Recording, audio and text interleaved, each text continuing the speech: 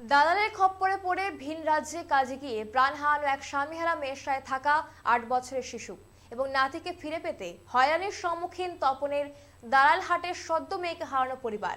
বুধবার সকালে খবর পেয়ে ঘটনাস্থলে গেলে ওই ভিন রাজ্যে গিয়ে মাতৃহারা শিশুটির দিদা চুরকি মুর্মু জানিয়েছেন তার মেয়ে মিনতি সোরেনের কয়েক বছর আগে বিয়ে হয় বালুরহাটে বিজয়শ্রী গ্রামের মঙ্গল মুর্মুর সাথে। বিয়ের কিছুদিন পর থেকেই তার একটি সুসন্তানের জন্ম হয়, কিন্তু এরপর তার মেয়ের কপালে নেমে আসে চরম দুর্ভোগ। হঠাৎ করে তার স্বামী মারা যান। এরপরেই ছেলেকে নিয়ে তার সংসার চালানো দায় হয়ে পড়ে।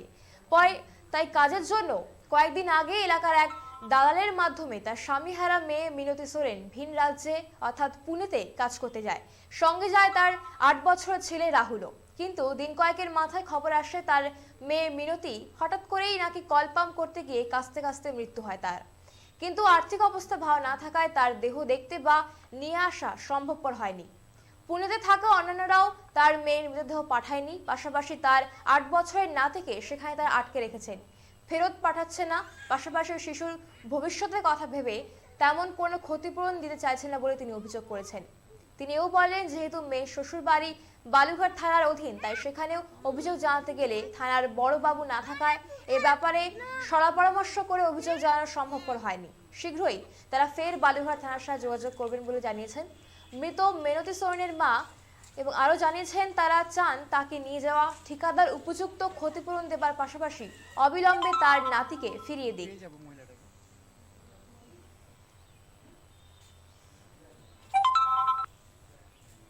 আমরা শুনবো তার দিদা ঠিক কি জানিয়েছেন। আমাদেরকে ঠিকাদার বলছিল আমার মেয়ে মারা গেছে, পোস্টমর্টম করবে, কাগজ দেবে, নাতির হাতে দিয়ে পাঠাবে। পরে কি হয়েছিল আপনার মেয়ের, কি হয়েছিল? টিউবওয়েলে গেছিল, বলে সেদিন কাজে যায়নি, ওই জল ঠাসতে ঠাসতে মারা গেছে। তারপর এখন কি হচ্ছে? এখন তো ওই যে দিয়েও পাঠায় না, নাতিটাও পাঠায় না, টাকা পয়সাও দেয় না, কাগজও দেয় না, আধার কার্ডও দেয় না, কিচ্ছু দেয় না। আপনারা কি চাচ্ছেন এই মুহূর্তে? ছেড়ে যাচ্ছি, আমার নাতিটা চাই। কোথায় যান? থানা যাওয়া লাগবে। ওই থানাতে কালকে গিয়েছিলাম, ওখানে তো বড়বাবু ছিল না, আমরা ঘুরে চলে আসছি।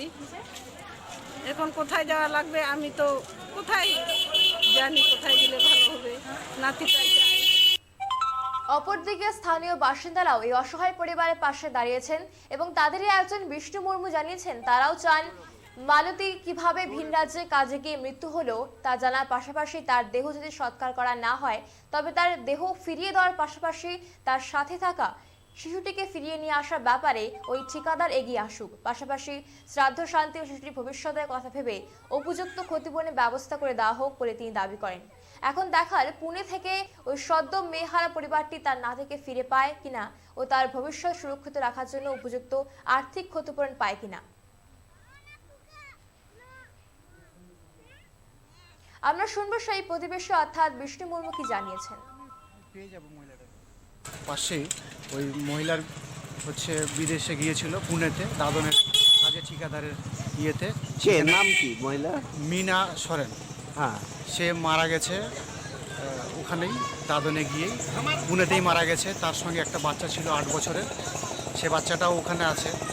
ওখান থেকে আমাদেরকে লাশ এখানে এনে দেওয়ার কথা ছিল, এনে দেয়নি। সঙ্গে বাচ্চাটাকেও এনে দেয়নি, অনেকটা দিন হয়ে গেলো, আজকে নিয়ে 12 দিন হয়ে গেল।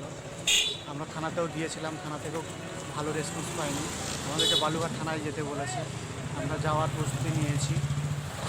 আপনারা কি চাচ্ছেন এই মুহূর্তে? আমরা চাইছি যে বাচ্চাটা ভালোভাবে আমাদের এখানে চলে এলেই ভালো, আর তার সঙ্গে যদি কোনো একটা ক্ষতিপূরণ পাওয়া যায়, যেমন ওনার শ্রাদ্ধ শান্তি করার জন্য।